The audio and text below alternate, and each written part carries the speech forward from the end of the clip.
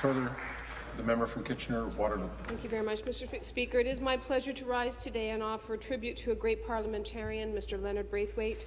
We are joined today by Mr. Braithwaite's son, David. Thank you for coming today. It is not often that any one of us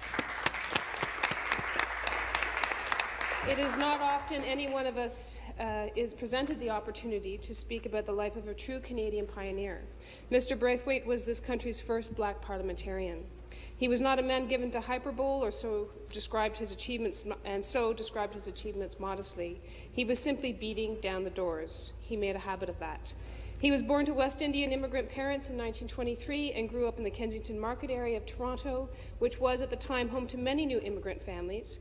He sought to enlist in the armed forces during World War II. Right as he turned 18 in 1941, he was consistently denied by recruiters, not just in Toronto but in Hamilton and Oshawa as well. He traveled there by bus in an attempt to enlist, but he was denied. But he kept beating at the door. He was finally enlisted in 1943 into the Royal Canadian Air Force and served overseas in England and South Pacific before returning home to Toronto in 1946. Immediately, he applied to the University of Toronto and sought employment. Despite being discriminated against because of the colour of his skin, Mr. Braithwaite secured a job at Nielsen's factory in Toronto because he was a war veteran. He was the first black employee at that factory. He worked night shifts until he began classes at the University of Toronto.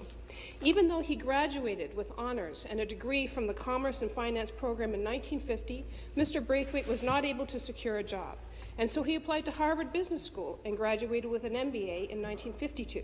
Again, finding employment difficult to obtain, Mr. Braithwaite returned to Toronto and enrolled at the Osgoode Hall Law School, graduating as president of the student body in 1958.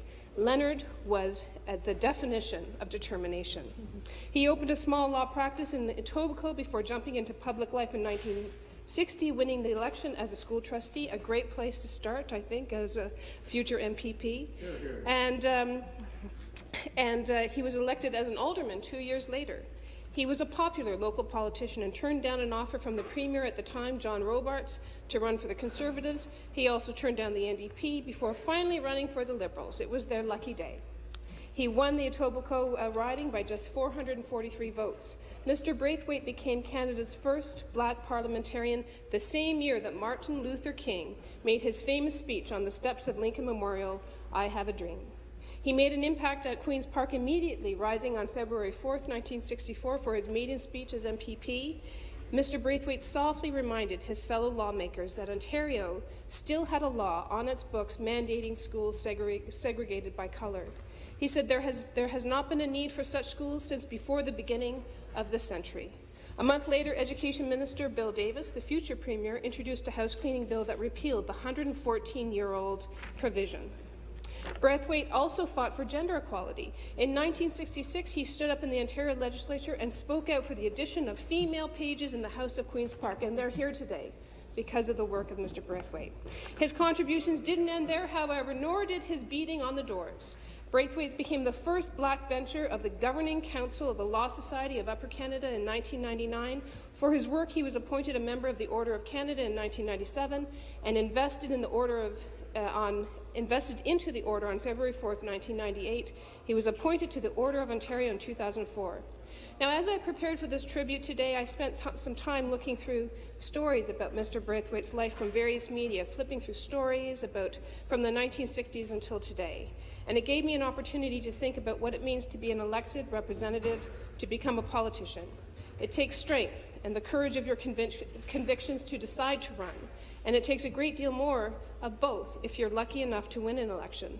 And so often we lose sight of the person behind the politician. We shouldn't forget that. For all the scrutiny that we receive and all the ink that's spilled about what we say and do, we are all just like anyone else.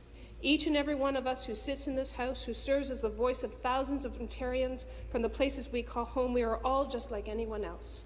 Some of us understand the importance of this responsibility and the weight of this responsibility.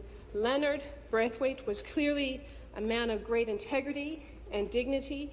Ontario is a better place because of his advocacy and because of his principles.